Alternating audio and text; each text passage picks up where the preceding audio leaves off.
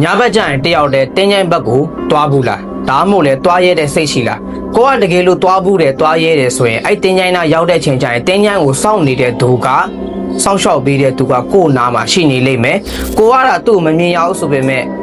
သူကကို့ကိုမြင်နေရလိမ့်မယ်အဲ့ဒီတင်းញိုင်းစောင့်တဲ့သူကမဖဲဝါပဲဖြစ်တယ်မဖဲဝါကတကယ်ပဲဒါနာရီပေါ်မြင်လာဒါမှမဟုတ်တမိုင်းမှာတကယ်ဖြစ်ခဲ့တဲ့အဖြစ်ဖြတ်လူကနေပြီးတော့နတ်ဆိုးအဖြစ်ပြောင်းသွားတဲ့သူလား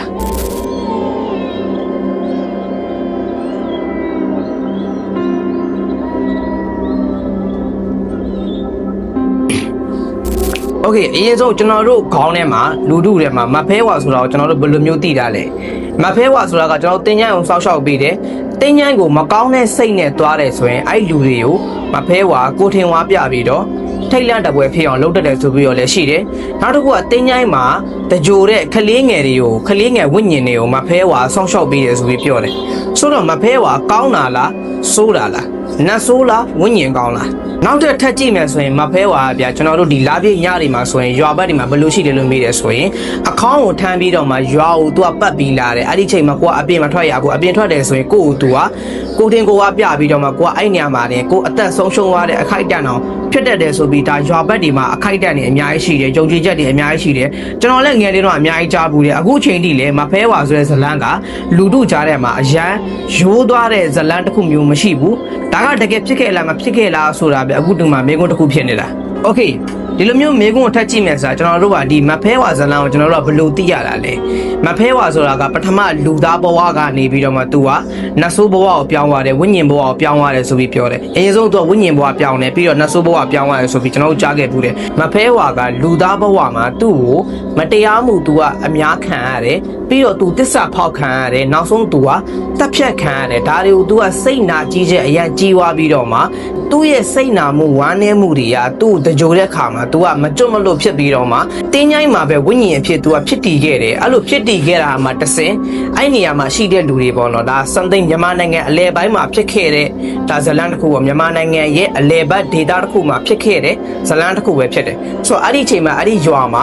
မကောင်းတဲ့စိတ်နဲ့တင်းញိုင်းကိုလာတယ်ဒါမှမဟုတ်လေတင်းញိုင်းကိုမယုံမသေးလုပ်ပြီးတော့မှခနဲ့တဲ့ပုံစံမျိုးလိုတရေရဘေးမှာလည်းတကယ်ရှိလားမရှိဘူးလားအဲ့လိုမျိုးခနဲ့တဲ့စကားတွေပြောပြီးတော့ကိုကတင်းញိုင်းကိုမလေးမစလောက်တာမျိုးလိုလက်ညှိုးထိုးပြီးတော့စော်ကားတာမျိုးလိုအဲ့လိုမျိုးဆက်ဆံတယ်ဆိုရင်မဖဲဝါကိုထင်ကိုအားပြပြီးတော့မှအဲ့ဒီကိုဒုက္ခပေးတယ်အသက်ကိုနှုတ်ယူပြတယ်ဆိုပြီးကျွန်တော်တို့ကြားခဲ့ဘူးတာပထမက तू ကလူသားဘဝနဲ့နတ်ဆိုးအဖြစ်ပြောင်းသွားတယ် तू ကခလေးတွေကိုလည်း तू ကစောက်ရှောက်ပေးတယ်ခလေးဝိညာဉ်တွေကိုစောက်ရှောက်ပေးတယ်မကောင်းတဲ့စိတ်ရှိတဲ့သူကိုပဲ तू ကဒုက္ခပေးတယ်ဆိုတော့အဲ့ဆိုကောင်းတဲ့စိတ်ရှိတဲ့လူတော့ဒုက္ခမပေးတော့ဘူးလားကောင်းတဲ့စိတ်နဲ့တင်းញိုင်းကုန်းကိုညာဘက်သွားတယ်ဆိုရောဒုက္ခမပေးတော့ဘူးလားဒီမိကုန်းကဖြစ်လာပြန်ပြီဗျာဒီမိကုန်းကိုကျွန်တော်ဘယ်လိုမျိုးဖြေပြရမလဲဆိုတော့ကျွန်တော်တို့အရင်တော့လူကြီးတွေရှိတယ်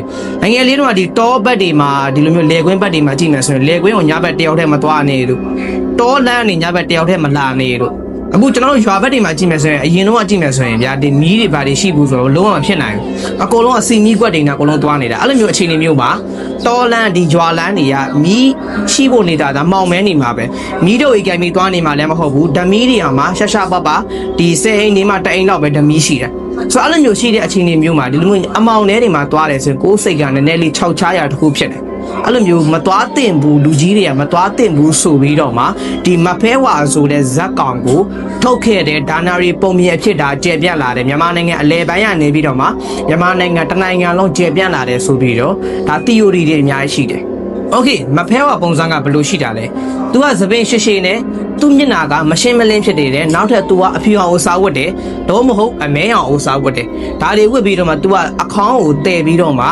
ရွာလားပြင်းညတွေမှာ तू ကရွာကိုလှည့်ပြီးလာတယ်တင်းញိုင်းမှာ तू ကအမြဲတမ်းစောင့်နေရဆိုပြီးတော့ဒါကျွန်တော်တို့အယူဆတွေရှိတယ်နောက်ထပ်တက်ကြည့်မယ်ဆိုရင်မဖဲဝါကအဲ့လိုမျိုး तू အတန်ပေးပြီးတော့မပေါ်လာပဲနဲ့ရုတ်တရက်ကိုကတင်းញိုင်းနာရောက်သွားတာပဲဖြစ်ဖြစ်ဒါမှမဟုတ်လေအမောင်ထဲမှာညတကောင်ကျော်ညနင်းနေတဲ့အချိန်မှာကိုကတယောက်တည်းရွာလန်းလို့အဲ့လိုမျိုးအမောင်ထဲမှာသွားနေရဖြစ်ပြီးမဖဲဝါကနေပြီးတော့မှကိုထင်ကိုအားပြပြီးတော့ကိုထိတ်လန့်ပွဲတစ်ခုခုဖြစ်စေတယ်ဆိုပြီးတော့ဒါက theory အများကြီးဒီကြားထဲမှာကန်နှိမ့်နဲ့ကန်မြင့်နဲ့ဆိုတာကိုလူကြီးတွေကလည်းဒီစကားတွေထည့်လာတယ်။ Okay ကန်နှိမ့်နဲ့ဆိုရင်ဒါမကောင်းဆိုးဝါကိုမြင်တယ်မဖဲဝါကိုမြင်ရတယ်။ကန်မြင့်နဲ့ဆိုရင်တော့ဒါဖျားဆောက်ရှောက်တယ်ပေါ့ကိုကကောင်းမှုကုသိုလ်လုပ်ထားတယ်ဆိုရင်ကန်မြင့်တယ်။အဲ့လိုမျိုးလူတွေကြတော့မဖဲဝါမပြတော့ဘူးလားဒီလိုမျိုးတွေလည်းအများကြီးရှိတယ်။ဒါတွေကတကယ်အတိအကျတေချာတဲ့အဖြစ်တစ်ခုမရှိဘူးဆိုပေမဲ့နားထောင်ရတာတော့အရန် strange ဖြစ်တယ်။အရန် န်းကိုမှဒါ mysterious ဖြစ်တယ်ဗျာဟိုအဖြစ်တစ်ခုရှာမတွေ့ရှိဘူးပေါ့ဒီဟာနဲ့ပတ်သက်ပြီးကြည့်မယ်ဆိုရင်တကယ်ပဲသူကလူတိုင်းကိုပြတာလားဒါမှမဟုတ်လေဟိုညဘက်သူ့အချိန်တစ်ခုရှိတာပေါ့ကိုကမနက်ဘက်ကိုအချိန်ဆိုဗျာညဘက်ကျရင်ဒါမကောင်းဆိုးရတယ်နာနာဘာဝတွေအချိန်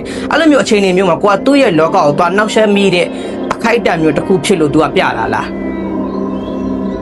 းနောက်ထပ်မဖဲဝါအကြောင်းထပ်ကြည့်မယ်ဆိုရင်မဖဲဝါဇလန်ကကျတော့သူကမောင်နှမ2ယောက်ရှိတယ်မောင်နှမ2ယောက်နေပြီးသူ့ကိုနေပြီးတော့မှအရက်မူဗီတက်လိုက်တဲ့ပုံစံမျိုးတွေအများကြီးဖြစ်တယ်နောက်တစ်ခုကတချို့တော့ဒါနာရီပုံမြင်နေမှာဆိုရင်သူကအိမ်ဆုံးသူကပုံမှန်မနက်ဘက်ဆိုရင်တာမန်လူဗျာညဘက်ဆိုရင်သူကဗာလဲဆိုဘလူးဖြစ်သွားပြီဘလူးမဖြစ်ပြီးတော့မှလူတွေကိုလိုက်ပြီးတော့6ပြတ်တာမျိုးတို့စားပြတ်တာမျိုးတို့အများကြီးရှိတယ်ဗျာဆိုတော့မဖဲဝါဆိုတဲ့ဇလန်ကိုကျွန်တော်တို့ကဒီဘလူး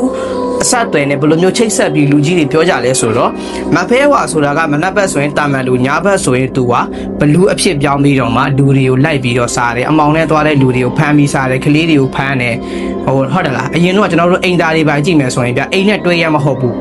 းအဲ့လိုတွဲရမဟုတ်တဲ့ပုံမှာ तू ကအိမ်နဲ့နည်းနည်းလေးဟိုမီတာ10မီတာလောက်အဝေးမှာပဲဒီအိမ်သားရှိတာရွာဘတ်တဲ့အိမ်ဒီမှာဆိုရင်အဲ့လိုမျိုးအခိုက်တန့်နေမှာမဖဲဝါနေပြီးတော့မှဒါဘလူးအဖြစ်ပြောင်းပြီးတော့မှညာဘက်တွေကျရင်အဲ့လိုမျို